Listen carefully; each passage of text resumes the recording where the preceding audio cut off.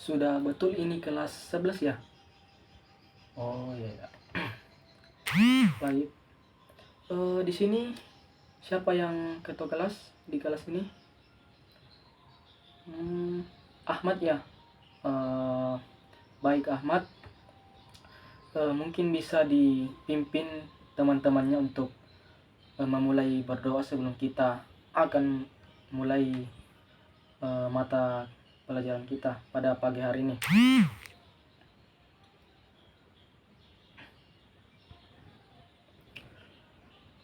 Oke baik. Tujuan Bapak masuk di kelas ini akan memberikan sedikit materi atau layanan yang dimana layanan Bapak pada pagi hari ini yaitu stres dan cara mengatasinya. Baik teman-teman, sebelum kita masuk pada materi kita pada pagi hari ini, Bapak akan mengabsen adik-adik terlebih dahulu sebelum kita memulai proses pembelajaran kita. Baik, Bapak akan mengabsen ya. Ahmad Fadillah, Ainur Nadifa, Ananda Hafiz Pratama, Andina Hari Marisha, Angelika, Anggita Putri Safira, Anggun Laraswati Krisman Saputri, Antoni Arisha Sadewi, Arya Bagaskara, Baruna Arya Pramudaya, Bayu Di Arto Prasetyo, Bramasta Maheswara Wirawan, Gracia Kristana Rina Putri, Hiral Abdil Salom, Niputu Dharma Widi Nugraha. Selanjutnya Muhammad Praetno,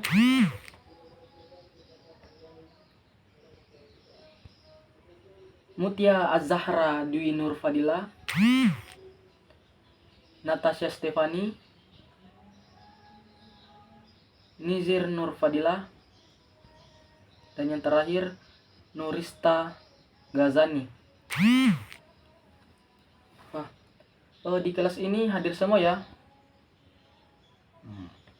Baik, selanjutnya bagaimana kabarnya adik-adik semua? Apakah sehat? Atau ada yang sakit hati atau segala macam?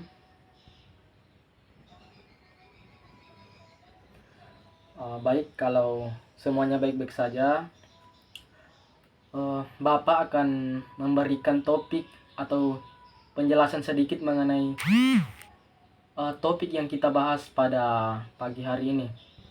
Jadi, adapun topik yang kita bahas pada pagi hari ini yaitu tentang stres.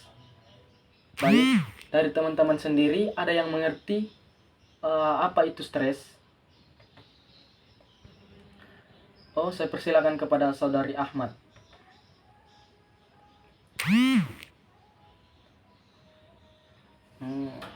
Betul yang dikatakan adik Ahmad tadi bahwa secara teknik psikologi stres bisa didefinisikan sebagai suatu respon penyesuaian seorang terhadap situasi yang dimana dipersepsinya menentang atau mengancam kesejahteraan orang yang bersangkutan.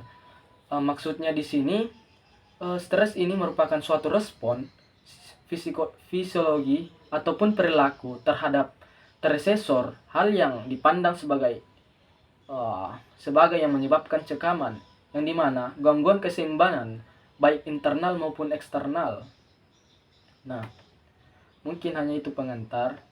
Setelah itu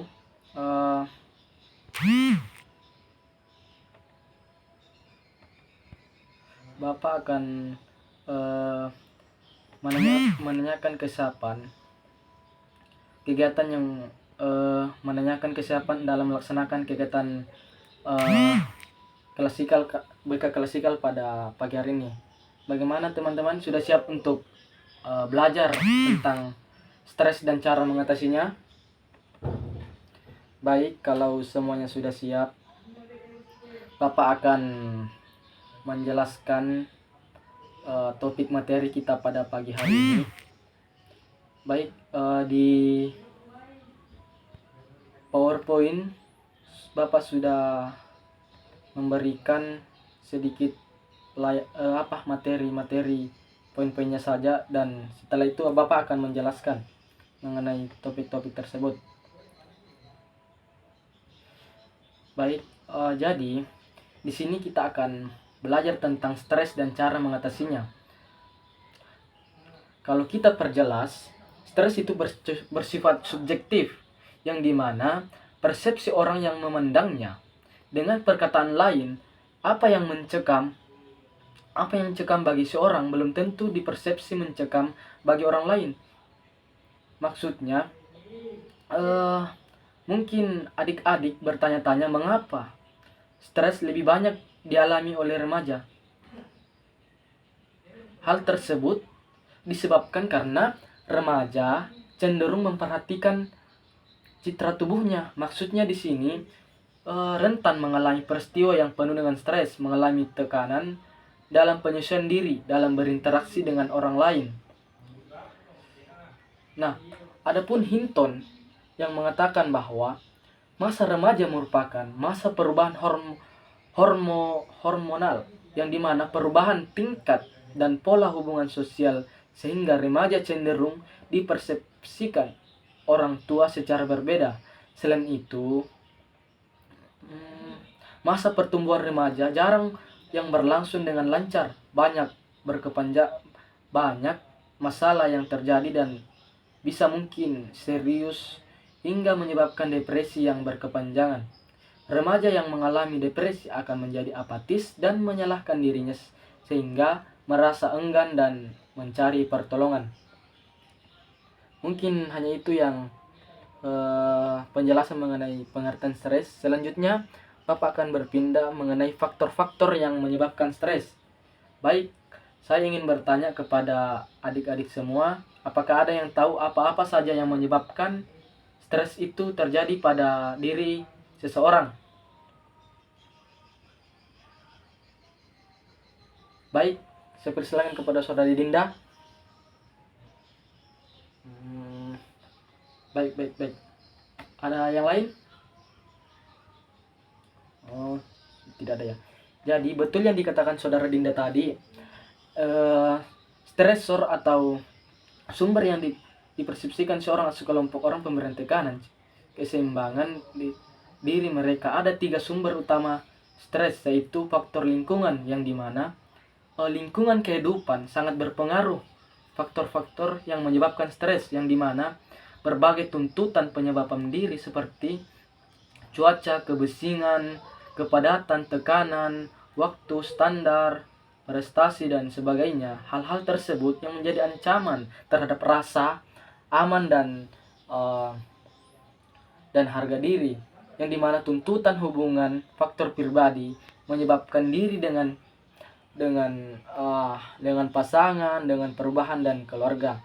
Selanjutnya itu fisiologis. Maksudnya di sini perubahan kondisi tubuh, masa remaja, haid, hamil, proses menua, kecelakaan, kurang gizi ataupun kurang tidur, sehingga hal-hal tersebut menjadi tekanan terhadap tubuh atau reaksi tubuh, yang dimana reaksi tersebut menjadi ancaman dan perubahan, sehingga lingkungan yang menyebabkan perubahan pada tubuh kita ini akan menimbulkan stres.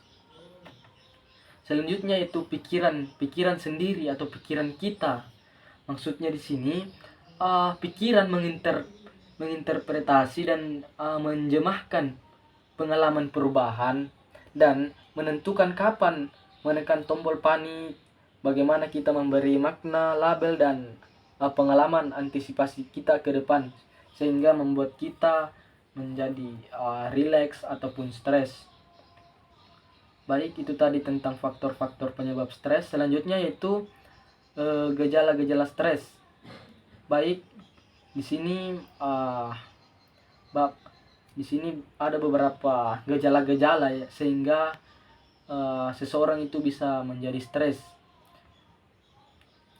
Yaitu yang pertama, gejala fisiologis. Maksudnya di sini denyut jantung kita itu akan bertambah cepat sehingga banyak keringat atau terutama keringat dingin, sehingga pemafasan terganggu, otot terasa tegang sehingga sering tubuh kita itu membuang angin kecil, sulit tidur ataupun gangguan lambung. Selanjutnya, gejala psikologis. Nah, di gejala psikologis ini terdapat beberapa gejala sehingga seseorang itu mengalami stres, yaitu resah. Maksudnya di sini tubuh kita itu sering merasa bingung atau sulit berkonsentrasi, yang dimana sulit itu akan mengambil keputusan dan tidak enakan perasaan ataupun perasaan kewalahan.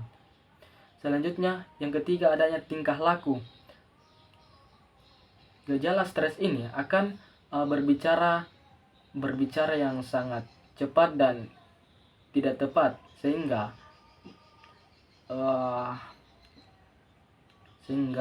tubuh kita itu akan menggigit kuku, menggoyang-goyangkan kaki, gemetaran, dan perubahan nafsu makan. Nah, selanjutnya pada remaja ada beberapa gejala-gejala depresi, yang dimana gejala-gejala itu akan menyebabkan stres. Yang pertama itu kehilangan minat dan kegembiraan pada hampir semua aktivitas dan hal-hal.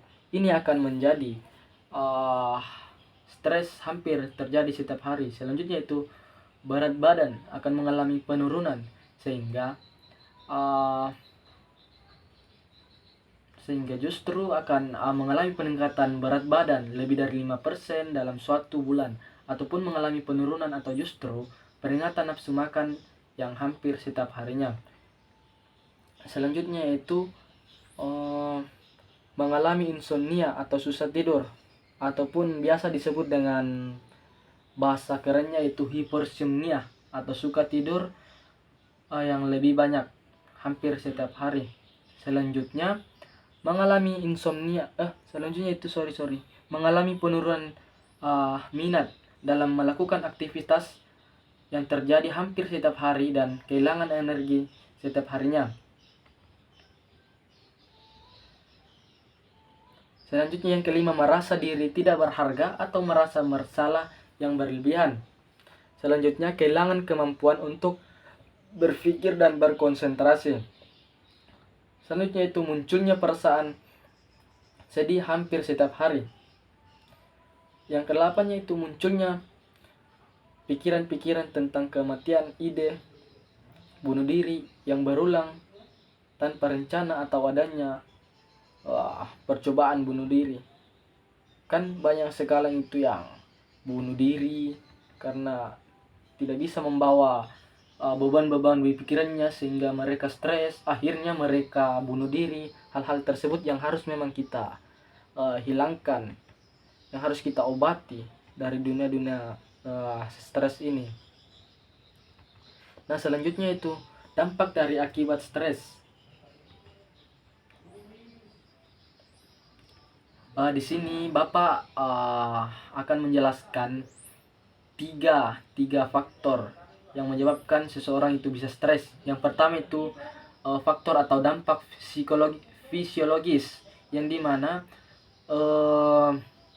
secara umum itu orang akan mengalami stres yang mengalami sejumlah gangguan fisik seperti mudah masuk angin, mudah penang-pening, kejang otot atau kram, mengalami kegemukan atau menjadi kurus yang tidak dapat dijelaskan, juga bisa menderita penyakit yang lebih serius seperti hipertensi dan sebagainya. Nah, secara rinci dapat diklasifikasikan sebagai berikut menjadi berapa bagian ini? Menjadi 4 bagian lagi. Yang pertama itu gangguan pada organ tubuh.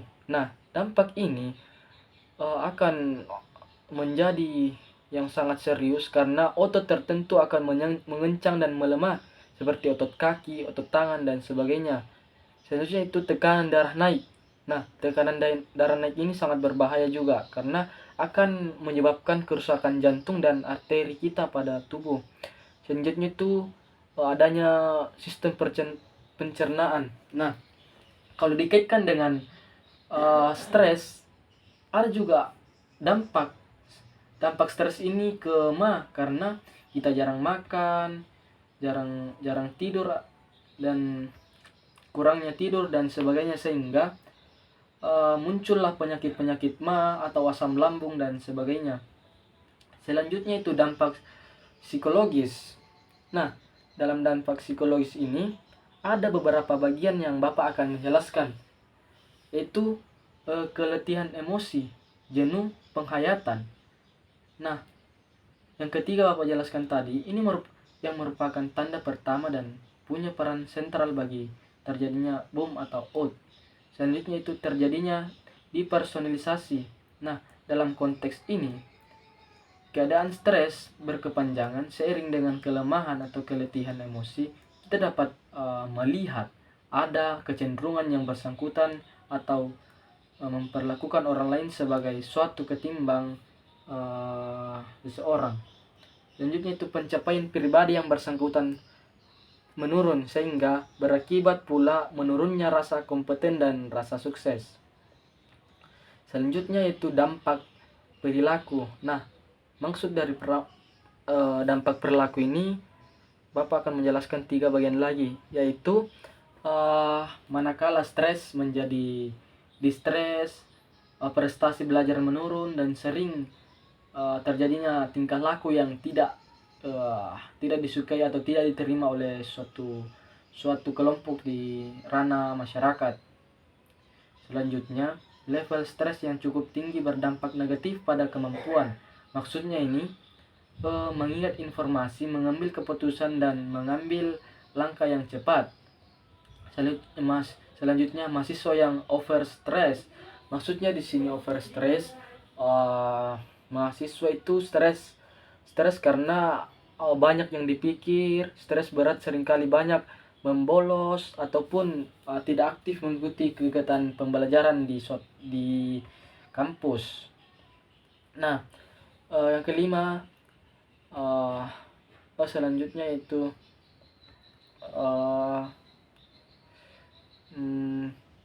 cara menangani stres.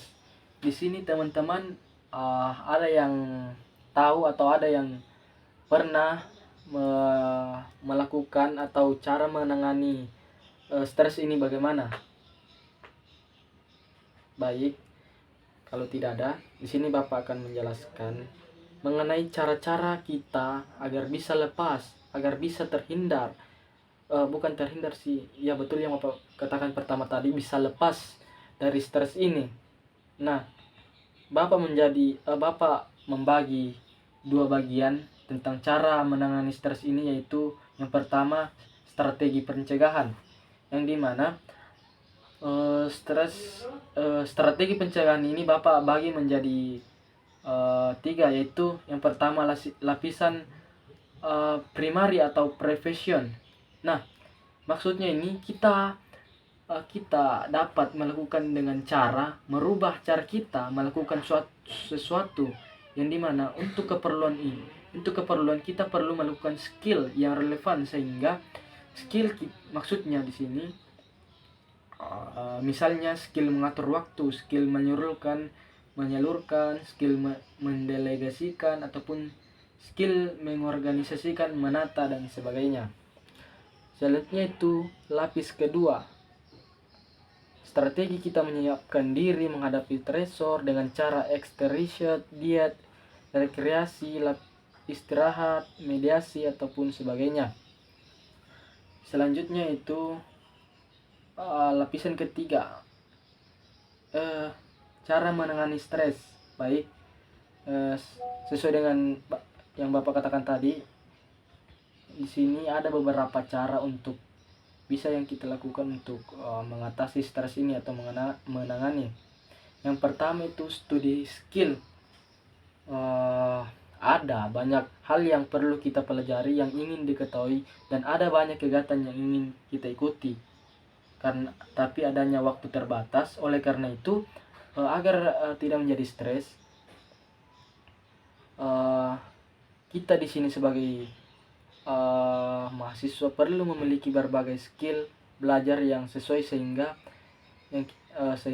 saya bisa belajar secara efektif tetapi juga efisien dalam menggunakan daya dan waktu serta sumber lainnya. Selanjutnya itu tempo atau time management. Nah, selain skill belajar, skill tempo atau time management penting juga kita perlu lakukan sehingga adik-adik bisa menguasai untuk menangani untuk menangani stres adalah manajemen waktu. Nah, untuk keperluan tersebut siswa atau adik-adik perlu memiliki paradigma waktu yang tepat. Selanjutnya itu rehat ataupun istirahat yang cukup. Nah, cara menangani stres selanjutnya itu juga rehat atau istirahat yang cukup. Tubuh kita juga memerlukan jeda atau istirahat. Pasti di sini teman-teman sudah mengerti tentang rehat atau istirahat yang cukup. Selanjutnya itu eating atau exercise atau makan dan olahraga. Nah, olahraga ini juga sangat penting untuk menangani stres karena tubuh kita yang bugar membutuhkan asupan yang seimbang sehingga pikiran-pikiran yang di otak kita itu yang membuat kita menjadi stres akan perlahan-perlahan hilang karena adanya kegiatan-kegiatan kita seperti berolahraga, main bola, apa segala macam, main bulu tangkis, lari. Nah, di sini bisa teman-teman atau adik-adik lihat masih ada dua, yaitu sel atau percakapan kalbu, dan selanjutnya itu jaringan pendukung. Nah,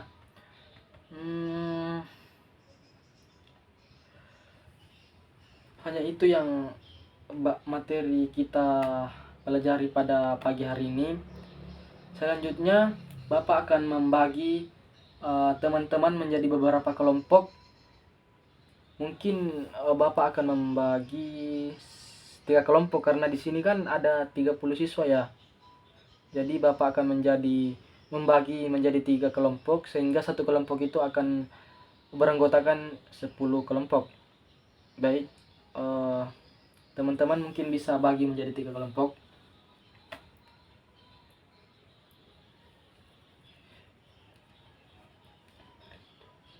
Baik, selanjutnya Bapak akan memberi tugas kelompok.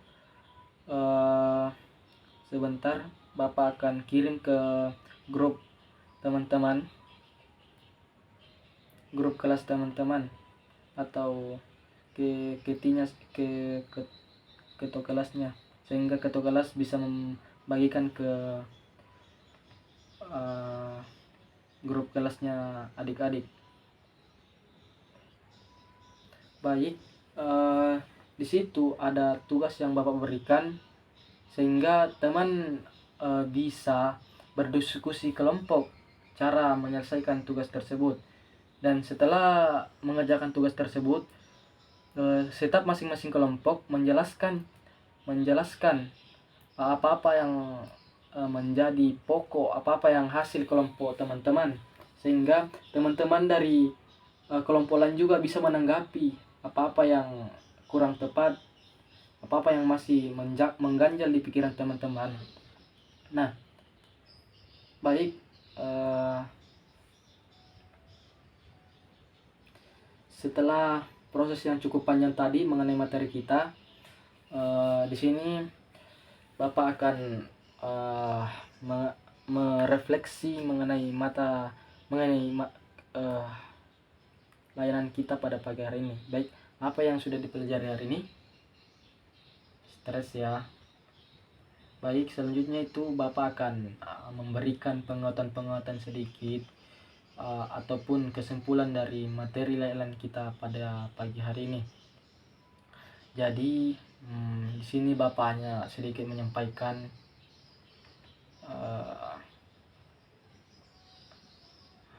dalam stres itu kita bisa perjelas bahwa stres bersifat subjektif yang dimana sesuai dengan persepsi orang yang memandangnya. Dengan perkataan lain, apa yang mencekam bagi seorang belum tentu dipersepsi mencekam bagi orang lain.